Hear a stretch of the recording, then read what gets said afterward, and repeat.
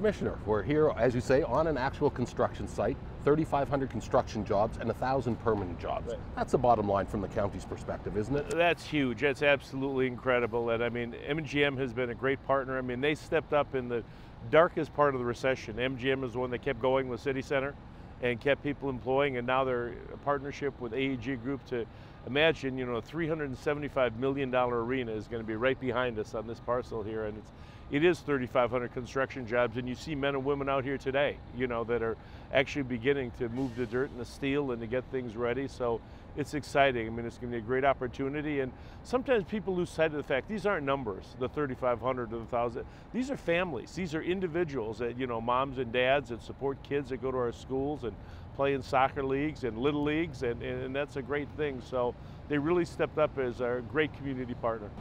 Commissioner, I'm sure you're most excited. No tax dollars being used for this project. We've seen so many construction projects come and go, and this is one that, as all these numbers we put together, the biggest number perhaps from the county's perspective is zero. Yeah, and a lot of them went, is what happened. I mean, all the talks about the arenas and, you know, throwing this around and that around, MGM AG is one that actually stepped up. I mean, they've got shovels in the ground. I mean, they're financing it internally, they're doing their own financing, putting up their money, making an investment, and they're investing in our community. They're not just investing in arena, this is an investment in the entire community. And it says an awful lot. They did it the right way. There are no tax dollars in here, and it's important for people to understand. How often does that happen? I know other jurisdictions in Clark County, they're talking about arenas, and most of them are talking about having some taxpayer financing. Is that a complete deal breaker for us at the County Commissioner, or how would you describe it? You know, we'll listen to anything at the County Commission, but MGM has been such a great partner. They realize the problems that we've had, you know, funding our own infrastructure, our own needs, whether those are social services, UMC, Metro, and so forth and so on. And they knew the way to get this done would be to do it themselves. And they did. They got the partnership, they put them together. They've got a great partner in AEG in terms of bringing talent into this arena and having events here. So this was the quickest and the best way to get it done, and I'm really appreciative and thankful of the fact that this is what they did. This one, we'll see this. There's been a couple more catalysts, a couple more visible projects on the Strip lately. The SLS, of course, the Cromwell have both opened. How important is it that to the entire business community, to the entire world, to see things happening, especially here in Las Vegas Boulevard? Well, you're seeing investment come back in, and it's the synergy that comes from one investment. One leads it to two, which leads to three, which leads to four. I mean, when you drive by, whether you're driving on the east-west Tropicana, you're driving on I-15, and you see this parcel here, and you'll see the transformation, you actually see the steel come up out of the ground, you have to take confidence in the fact and, you know, some joy that this company is willing to invest $375 million. I mean, that's a big number, that they're willing to gamble that on the future Las Vegas. So they've got confidence, we have confidence, and it's a great thing. Let's talk a little bit about the SLS on the north end of Las Vegas Boulevard. That area has been a bit dormant. There seems to be a lot of activity going on there. What does a casino like that reopening on that part of Las Vegas Boulevard mean, Commissioner? Well, I mean, that's important. And SLS, you know, they didn't take the building down. They stripped it. They used the skeleton of the building to transform it and bring it back to its new vision, if that's what you call it. You see, I was in the Congo showroom, what was the Congo showroom, a couple days ago for an announcement that they had. There again, it's jobs that are coming back into Clark County, and it's a revitalization of the north end. But there again, right directly across the street to the west of that, MGM again is putting in their Rock in Rio facility, which is going to have an enormous impact, and that's going to be next year. They're going to have that project open in terms of bringing some international venue concerts in here and international tourists, which will spend money. So the combination of the SLS on the east side of the Strip, the Rock in Rio on the west side of the Strip, will do an awful lot for the north end of Las Vegas Boulevard. Moving a little bit off the Strip, we've had things like such as international furniture giant IKEA is coming to town here in the next year or so. Our good friends with Howard Hughes and Summerlin Mall opens up in the next month too. So these positive. Things are happening, you're absolutely right, things are happening, and sometimes there's a time delay. What people don't understand, from the time a project is announced to when it's actually built and when they open the doors is a period of time.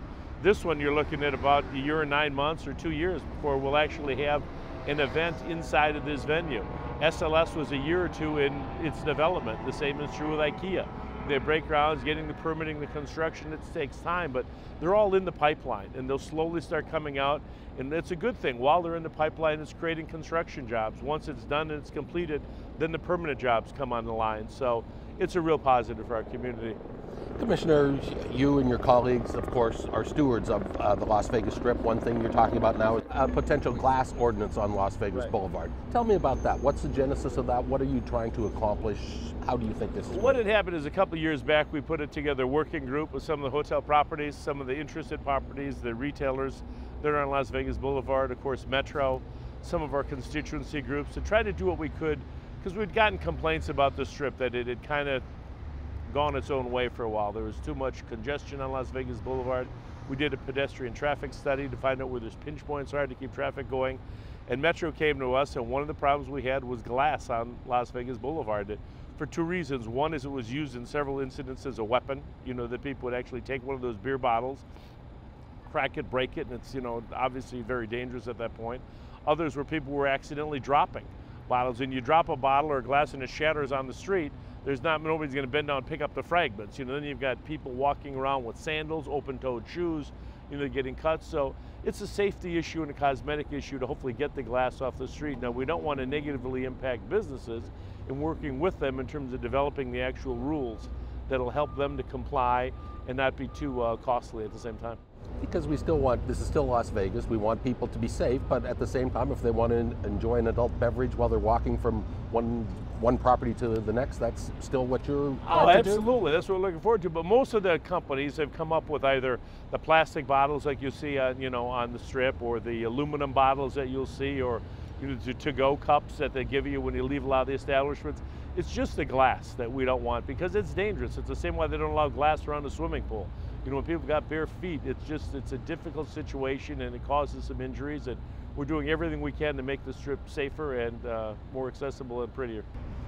Just to show the breadth and the depth of what types of things the County Commission does, I know now we are also in the process of buying Metro's new headquarters. It's going to purchase that, the fairly new Metro headquarters for $208 million. That's going to save us $250 million over a 27-year lease, right? We're not normally in the real estate business, but this is a good real estate transaction. This is a good real estate transaction. It's a public-private sector combination partnership that resulted in the Metroplex being built.